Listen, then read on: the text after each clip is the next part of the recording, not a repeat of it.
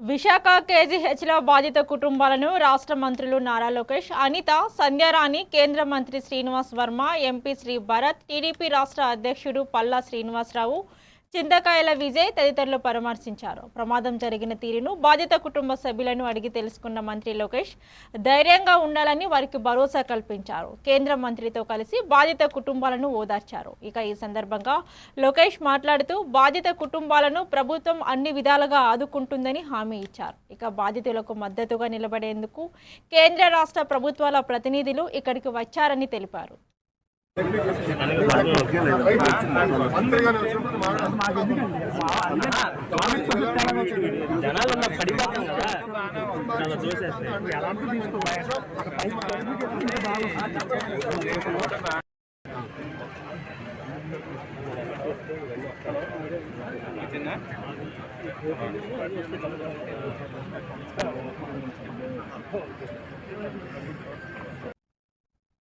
Hyderabad Nampally exhibition గ్రౌండ్లోని చాప ప్రసాదం పంపిణీ కార్యక్రమం కొనసాగుతుంది. మృగశిర కార్తీ సందర్భంగా బంతిని కుటుంబం ఆధ్వర్యంలో ప్రతి ఏడాది నిర్వహించే ఈ ప్రసాద పంపిణీ కార్యక్రమం గత రాత్రి ప్రారంభమైంది. ఇక రాష్ట్ర ప్రభుత్వం వివిధ శాఖల సమన్వయంతో ఏర్పాటు చేయగా వేలాది మంది ప్రజలు ప్రసాదం కోసం తరలివచ్చారు. చేప ప్రసాదం పంపిణీ కోసం ఫిషరీస్ శాఖ మొత్తం 3 లక్షల చేప పిల్లలను సిద్ధం చేసింది. ఇందులో 1,40,000 కొరమిండు చేప పిల్లలు ఉన్నాయి. అవసరాన్ని బట్టి మరిన్ని చేప పిల్లలను అందుబాటులోకి తీసుకురావడానికి అధికారులు ప్రత్యేక ప్రణాళికలు రూపొందించారు.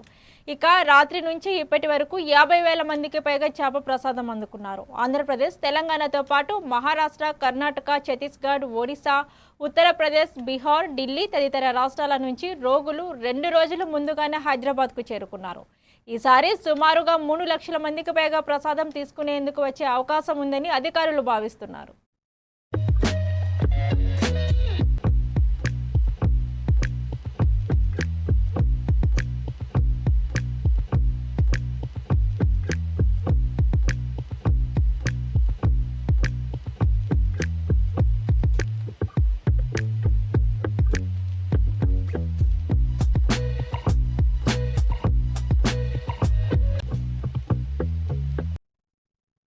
రంగారెడ్డి జిల్లా మహేశ్వరం నియోజకవర్గం జీహెచ్ఎంసీ శంషాబాద్ జోన్ పరిధిలోని బడంగ్పేట సర్కిల్ 59వ డివిజన్, ప్రశాంతి హిల్స్ డివిజన్లోని ఉన్న ప్రభుత్వ డబుల్ బెడ్రూమ్ ఇళ్ల నివాసితులు మంచినీటి సమస్యపై తీవ్ర ఆందోళన వ్యక్తం చేశారు.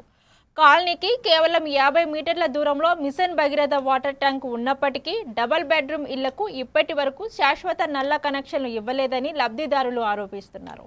ఇక ప్రభుత్వం ఈ ఇల్లును లబ్ధిదారులకు అందజేసి 3 సంవత్సరాలు గడుస్తున్నా త్రాగునీటి సమస్య మాత్రం పరిష్కారం కాలేదని వారు వాపోయారు. అధికారుల నిర్లక్ష్యం వల్ల ప్రజలు తీవ్ర ఇబ్బందులు పడుతున్నారని ఆరోపించారు. దీంతో ఆగ్రహించిన మహిళలు ఖాళీ బిందెలతో లెలిన్ నగర్లోని HMWS వాటర్ ట్యాంక్ ఎక్కి నిరసన చేపట్టారు. తక్షణమే నల్లా కనెక్షన్లు మంజూరు చేసి శాశ్వత నీటి సమస్యకు పరిష్కారం కావాలని డిమాండ్ చేశారు.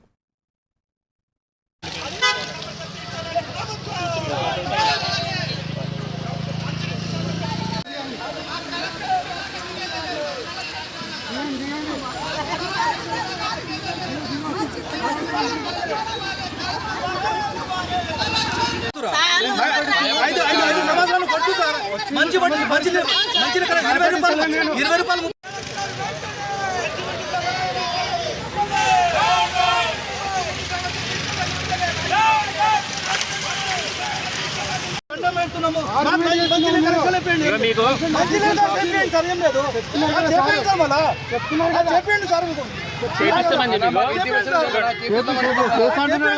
చేపిస్తాం ఇప్పుడు.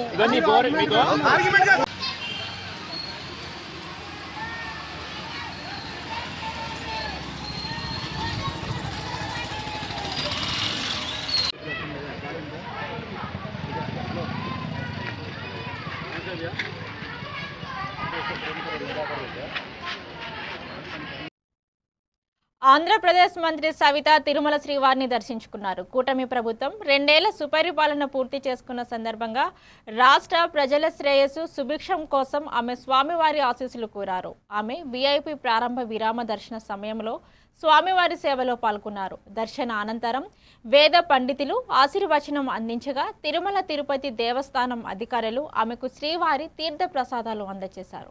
అనంతరం ఆమె మీడియాతో మాట్లాడుతూ వెంకటేశ్వర స్వామి గారి దర్శనం చేసుకున్నాం. మేము ఏదైతే మరి కలియుగే వెంకటేశ్వర స్వామి గారి ఆశీర్వాదంతో కూటమి ప్రభుత్వం 2 సంవత్సరాలు సుపరిపాలన కూడా పూర్తి చేశాం.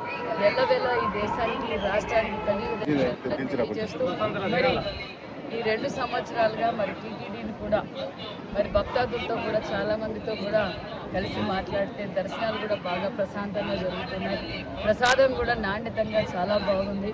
మరి వెంగబాంబ భోజనశాలలో కూడా భోజనం చాలా బాగుంది. మెయింటెనెన్స్ కావచ్చు, వచ్చిన భక్తాదులందరికీ అకామిడేషన్ కావచ్చు, పార్కింగ్ కావచ్చు, అన్ని విధాలుగా ఇప్పుడు చాలా బాగుందని భక్తాదులు తెలియజేయడం కూడా చాలా సంతోషంగా ఉందని తెలియజేస్తూ మరి ఈ రాష్ట్రం ఈ రాష్ట్రం కోసం అహర్నిశలు కష్టపడుతున్న చంద్రబాబు నాయుడు గారి కుటుంబానికి, ఈ రాష్ట్ర ప్రజలందరికీ నిండు నూరేళ్లు ఆయుష్యాలు ఈ రాష్ట్రం అభివృద్ధి బాటలో ప్రయాణించడానికి వెంకటేశ్వర స్వామి ఆశీర్వాదం ఖచ్చితంగా ఉంటుందనే విషయం.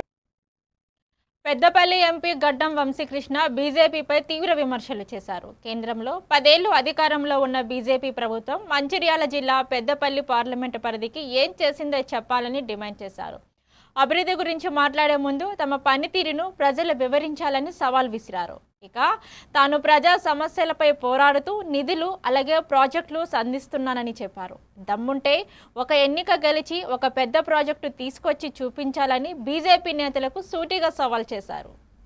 నిజంగా బీజేపీ పార్టీ రఘునందన్ని మన మంచిర్యాల రఘుని చూస్తే ముచ్చటేస్తుంది. ఆయన 4 నేసుకొని రోడ్డు మీద నుంచొని 10 సంవత్సరాలు అయినాక ఒక కౌంటర్ ఇస్తున్నాడు. ఎంపీ గారు ఇది చేసినా అది చేసినా అని చెప్తున్నారు, కానీ మొత్తం మేమే చేసినాం, మేమే బీకినామని చెప్పి. ఒకటే ఒక ప్రశ్న సూటిగా మా Mancherial BJP powerful gang Raghunandan batch నేను అడగదలుచుకుంటున్నా. మీరు గత 10 సంవత్సరాలు ఏంది?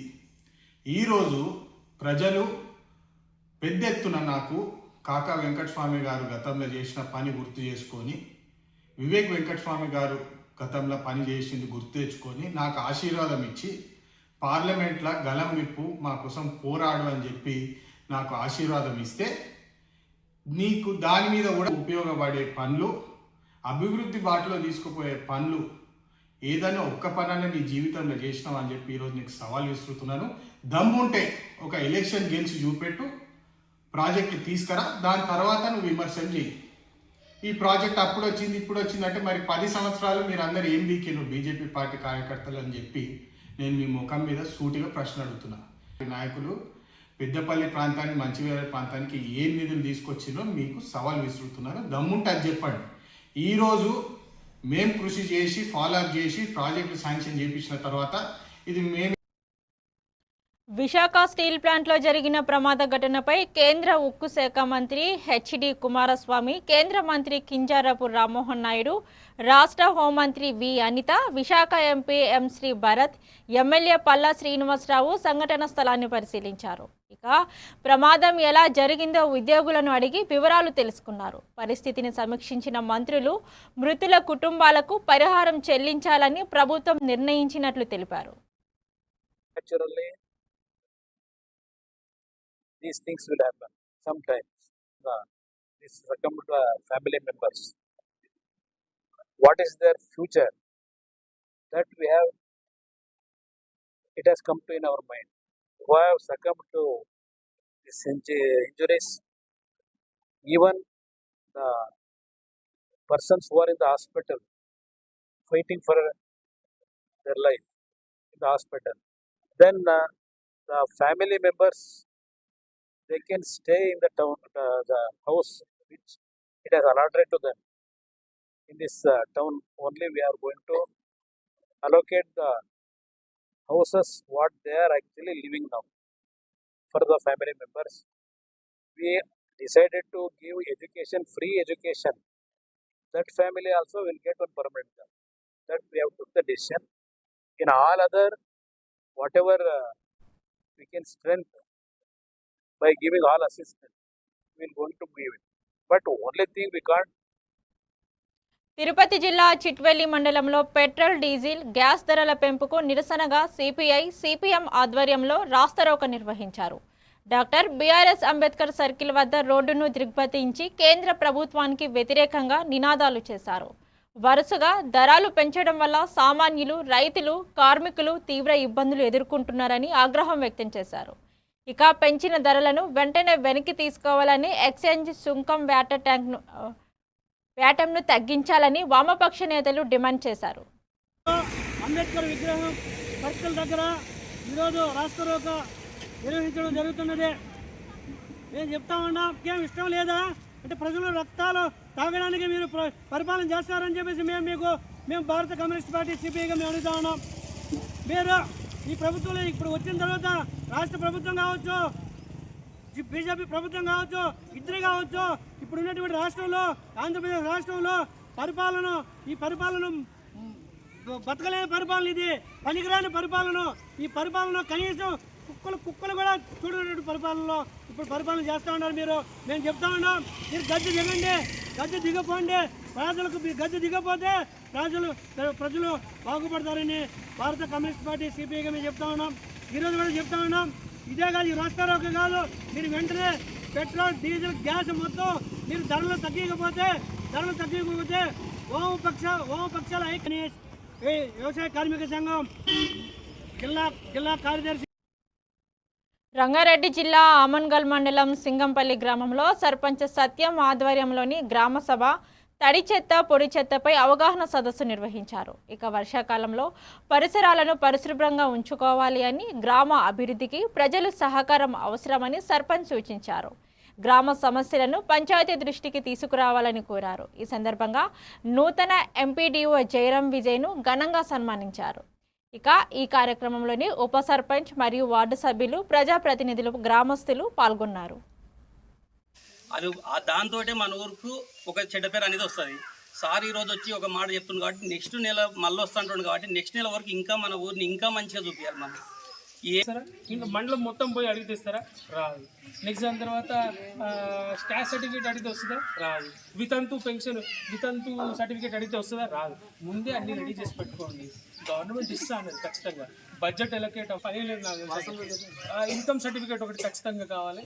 అది మన ఎవరైతే బీపీఎల్ ఫ్యామిలీస్ ఉన్నాయో, ఎవరైతే రేషన్ కార్డు హోల్డర్స్ ఉన్నారో వాళ్ళు ఇన్కమ్ సర్టిఫికేట్ అయితే రెడీ చేసుకోండి. అదేవిధంగా వితంతు పెన్షన్కి కావాలంటే మన సెక్రటరీ గారితో అడిగి ముందు ప్రిపేర్ అయి ఉండాలి. ఎగ్జామ్ రోజులో కూర్చొని చదివితే రాదు కదా. ఎగ్జామ్ కంటే ముందే కూర్చొని చదివి ప్రిపేర్ అయి ఉండాలి. అందరూ మీరు ఎవరు టెన్షన్ పడకండి, అన్ని దగ్గర పెట్టుకోండి. లేదా సర్పంచ్ గారికి ఇచ్చి పెట్టండి. సర్పంచ్ గారు, సెక్రటరీ గారు ఒక లైన్లో మెయింటైన్ చేసుకుని వస్తారు. ఇంతమంది వితంతులు ఉన్నారు, ఇంతమంది వృద్ధులు ఉన్నారని పెన్షన్ కనిగిరిలోని వైఎస్ఆర్సీపీ ఆధ్వర్యంలోని బూత్ లెవెల్ ఏజెంట్లకు ప్రత్యేక శిక్షణ అవగాహన సదస్సు నిర్వహించారు. ఓటరు జాబితా సవరణలో అర్హులు ఓట్లు తొలగిపోకుండా జాగ్రత్తలు తీసుకోవాలని కనిగిరి ఇన్ఛార్జి దందాల నారాయణ యాదవ్ సూచించారు. బోగస్ తప్పుడు ఓట్లపై నిఘా పెట్టాలని, BLAలు సైనికుల్లా పనిచేయాలని పిలుపునిచ్చారు. ఓటు హక్కు పరిరక్షణ ప్రధాన లక్ష్యమని, ప్రతి అర్హుడి పేరు ఓటరు జాబితాలో ఉండేలా చర్యలు తీసుకోవాలని పేర్కొన్నారు. అతని పేరు శిశుపాలుడు. అతను ఎలా పుట్టాడంటే వికృతంగా పుట్టిండు. 3 చేతులు 3 కళ్ళతో పుట్టినాడు. అది శ్రీకృష్ణుడు లోక పరమాత్ముడు కదా, ఆయనకు అన్నీ తెలుసు కాబట్టి సరే మేనత్త కొడుకు కదా అని చెప్పి ఎత్తుకున్నాడు. ఈ వికృత రూపంతో పుట్టాడు, ఇతను ఎత్తుకుంటే మళ్ళీ మానవ రూపంలోకి తీసుకురావాలని ఉద్దేశంతో ఎత్తుకుంటే ఆ కన్ను మాయమైపోయింది, ఆ చెయ్యి మాయమైపోయి 2 కళ్ళు 2 చేతులతో అందరు సాధారణ మనిషిగా ఉన్నాడు. ఉన్న తర్వాత వాళ్ళత్త అంటే నువ్వు పుట్టిన అవతారం మామూలు అవతారం కాదని చెప్పడంతో అతను శ్రీకృష్ణుడి మీద కూడా తప్పుందా, ఓయబ్బా నా 3 కళ్ళు 3 చేతులు ఉంటే మంచిదేమో, వీళ్ళందరూ నన్ను ఇట్లా పొగుడుతున్నారని చెప్పి అతను కూడా ఫీల్ అయిపోయి ఆయన మీద కూడా తప్పు చేస్తూ ఆయన ఉన్న రాజ్యంలో తప్పులు చేయడం మరిగినాడు. తప్పులు ఎలా చేస్తా ఉన్నట్టే అతను తెలియకుండానే 100 తప్పులు దాటేసింది. 100 తప్పులు దాటేయడంతో శ్రీకృష్ణుడు అతను సంహరించేశాడు.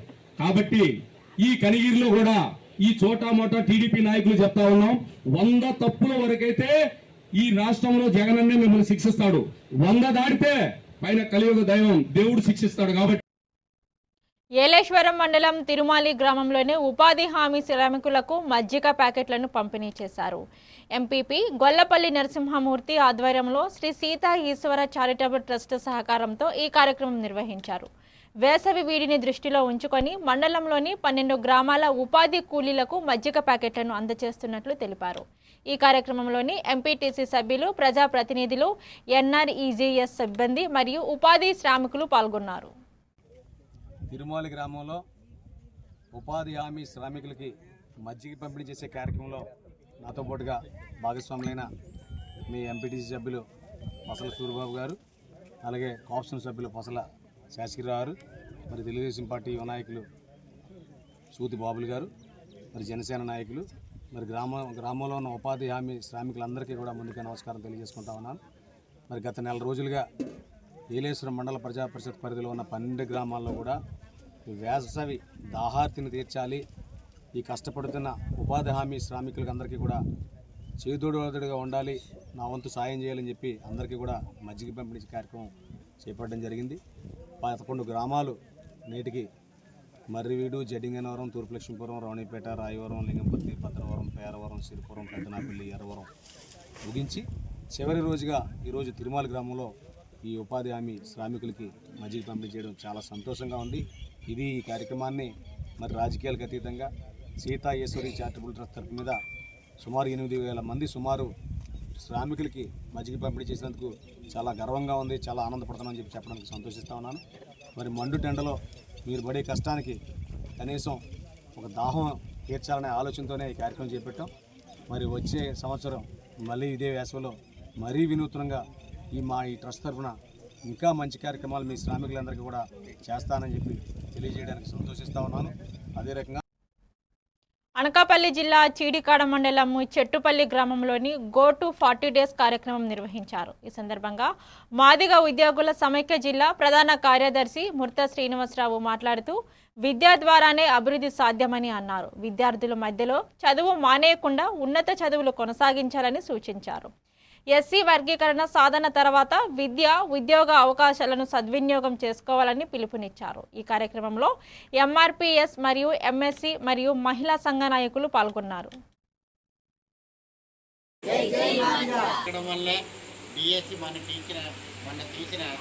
టీచర్ ఉద్యోగాల్లో రాష్ట్ర వ్యాప్తంగా 1,200 మందికి ఉద్యోగాలు వచ్చాయి. ఎంతో మన వాళ్ళకి ఓన్లీ మాదిరికే.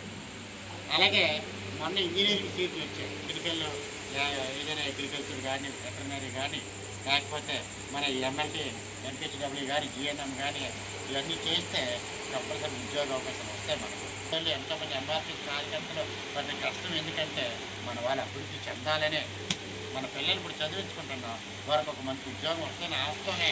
ఎప్పుడైతే 10th ఇంటర్మీడియట్ డిగ్రీ ఏదో ఫెయిల్ అయిపోయి వాడు రిలీఫ్ పొందుతారు.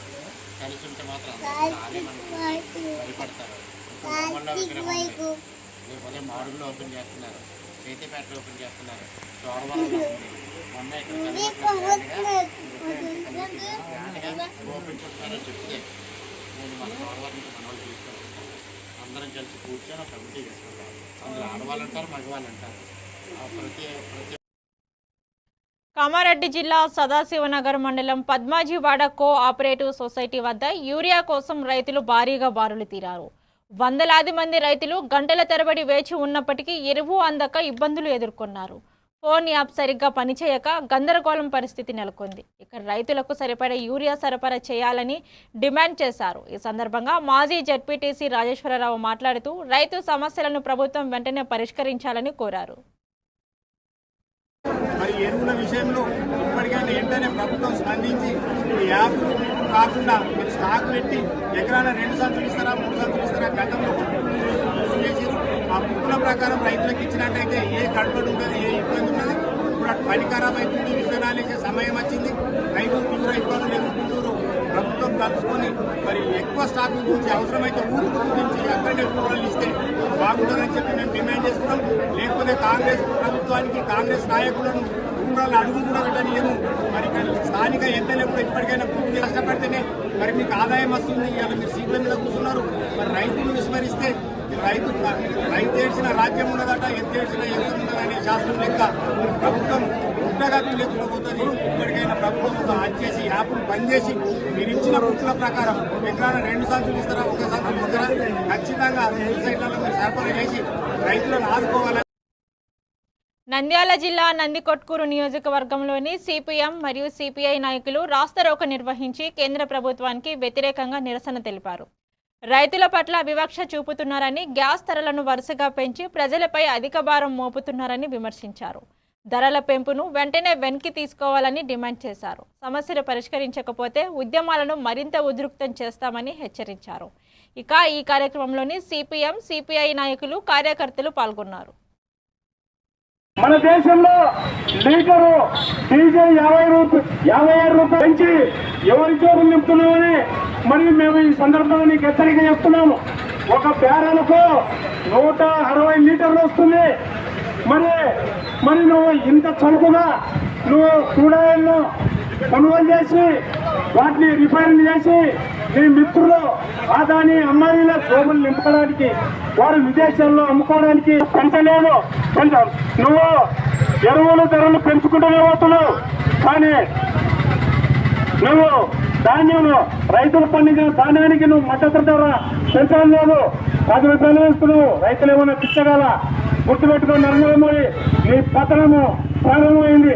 కాబట్టి వామపక్షాల పట్ల కొంత వ్యతిరేకం చేస్తున్నాం. ఈ అవకాశం ఇచ్చినటువంటి మరి సిపిఎం జిల్లా కార్యదర్శి నాగేశ్వరరావు వారికి ఇప్పుడు తెలియజేస్తూ ముగిస్తున్నాం.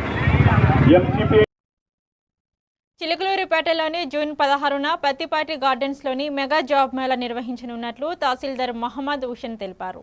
Pattipati foundation, AP skill development corporation సహకారంతో జరుగుతున్న ఈ జాబ్ మేళాలో 50కు పైగా ప్రముఖ కంపెనీలు పాల్గొని 2000కు పైగా ఉద్యోగాలను భర్తీ చేయనున్నాయి. 10వ తరగతి నుంచి పీజీ వరకు అర్హత ఉన్న యువత ఈ అవకాశాన్ని సద్వినియోగం చేసుకోవాలని ఆయన పిలుపునిచ్చారు. ముందస్తుగా నైపుణ్యం పోర్టల్లో నమోదు చేసుకోవాలని సూచించారు. అందరికీ నమస్కారం అండి. చిలకలూరుపేట పట్టణ మరియు నియోజకవర్గ ప్రజలకి, ముఖ్యంగా యువతకి, ఎవరైతే ఏజ్ 18 to 35 ఇయర్స్ ఉన్నారో యువత, ఈ చిలకలూరుపేట నియోజకవర్గ యువత ఎవరైతే ఉన్నారో వారికి ఒక సమాచారం. ముఖ్యంగా ఈ జాబ్ మేళాలో మనకి 2000 పైన జాబ్స్ అవైలబుల్గా ఉన్నాయి. చాలా software jobs plus data entry operators, computer operators, retail associates, అలాగే మెషిన్ ఆపరేటర్స్, ఇలా వివిధ సంస్థలకు సంబంధించవలసిందిగా కోరుతున్నాను. ఎవరైతే ఇంట్రెస్టెడ్ యంగ్ పీపుల్ ఉన్నారో, నిరుద్యోగ యువత ఉన్నారో, వాళ్ళు naipunyam.ap.gov.in అనే వెబ్సైట్లో వాళ్ళ యొక్క రిజిస్ట్రేషన్ చేసుకోవాల్సిందిగా కోరుతున్నాను. రిజిస్ట్రేషన్ చేసుకొని మంగళవారం 16వ తారీఖు పుల్లారావు గారికి, హానరబుల్ ఎమ్మెల్యే అయిన పత్తిపాటి పుల్లారావు గారికి ధన్యవాదాలు తెలుపుతూ యువత, చిరుకులూరుపేట నియోజకవర్గ యువత ఎవరైతే ఉన్నారో వాళ్ళు ఈ అవకాశాన్ని సద్వినియోగం చేసుకోవాల్సిందిగా కోరుతున్నాను.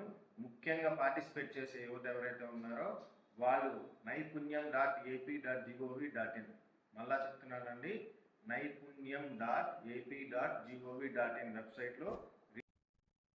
ఇవి ఇప్పటి వరకున్న bulletin updates. Keep watching A1 TV Telugu news.